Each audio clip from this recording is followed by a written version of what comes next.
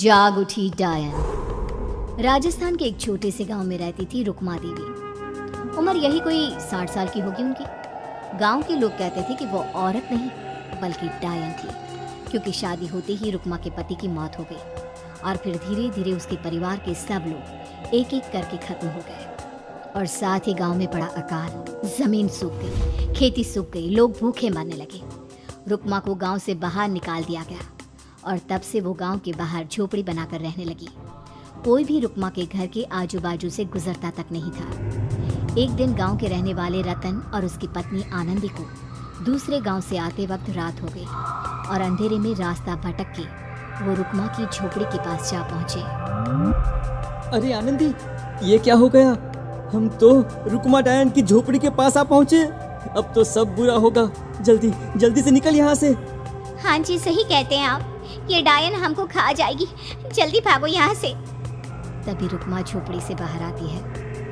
अरे रुको, तुम लोग यहाँ मेरी झोपड़ी में आराम कर लो और देखो इस रास्ते पर आगे मत जाना।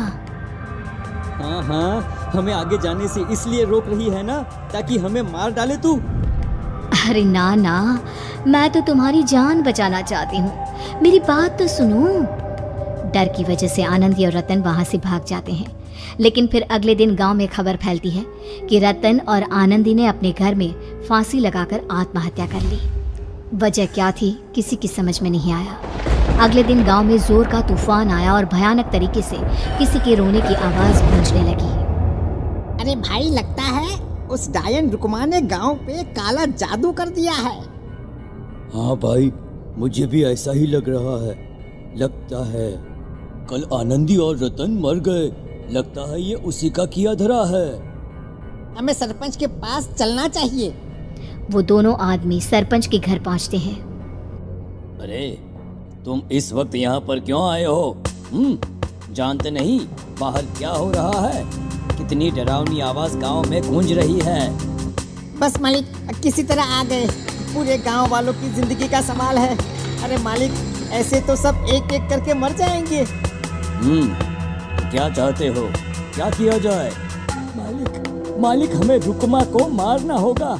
अरे जब तक वो डायन गांव में जिंदा रहेगी तब तक गांव में ये सब होता ही रहेगा। शायद ठीक कह रहे हो तुम लोग, मगर ये काम करेगा कौन? मालिक, अगर आप कहे तो हम दोनों मिलके इस काम को अंजाम दे दे। बस आपको हमें यकीन दिलाना होगा कि हम पकड़े नहीं जाएंगे। ठीक है, लेकिन बाहर जो आतंक का साया है उसमें तुम दोनों रुक्मा तक पहुंचोगे कैसे? हैं? क्या तुम्हें डर नहीं लगता? मालिक, आप उसकी चिंता ना करें। काल भैरव का भभूत है हमारे पास। रुक्मा तक पहुंचकर आसानी से मौत के घाट उतार देंगे उसको। हाँ, मैं भी चलूंगा तुम लोगों के साथ। उस डायन को मरते हुए देखने की बड़ी इच्छा है मुझे। सरपंच उन दोनों लोगों के साथ गांव के बाहर की तरफ चल देता है। गांव में घनघोर काली रात पसरी हुई थी और दिल दहलाने वाली चीख की आवाज माहौल को बेहद खौफनाक बना रही थी। हाथ में काल भैरव का भभूत लिए वो तीनों रुक्मा की झोपड़ी की तरफ जा रहे थे। वहां पहुंचने के बाद, ये लो खंजर और पार कर दो इस डायन के कलेजे के अंदर। मालिक, आप बस यहीं खड़े होकर नजारा देखो, आज ना बचेगी ये। हाँ मालिक, ये भभूत अब इसकी जरूरत नहीं है।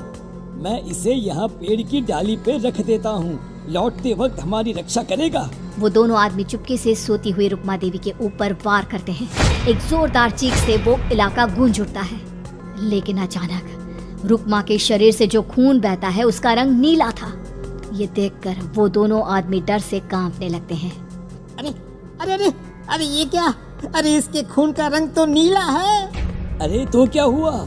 डायन जो ठहरी इंसान नहीं है ये, और आज इस बात का पक्का यकीन हो गया है।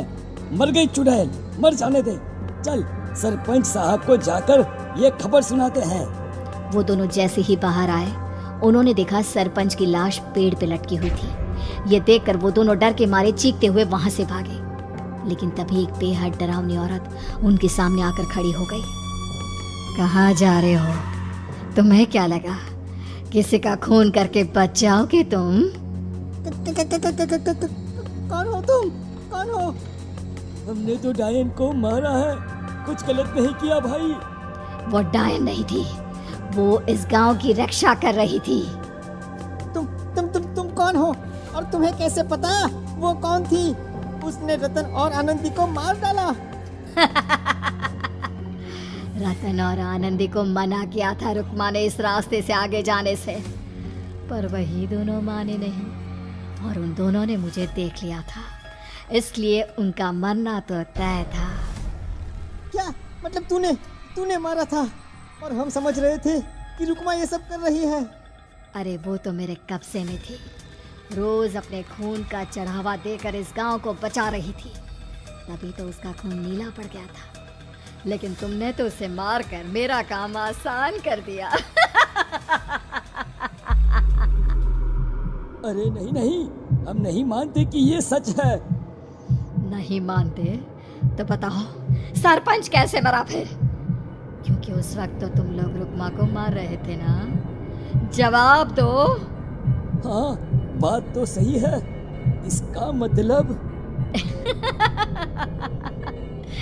इसका मतलब अब तुम लोगों ने अपनी मौत को खुद दावत दी है, क्योंकि जो तुम लोगों को बचाने की कोशिश कर रही थी वो तो अब रही नहीं।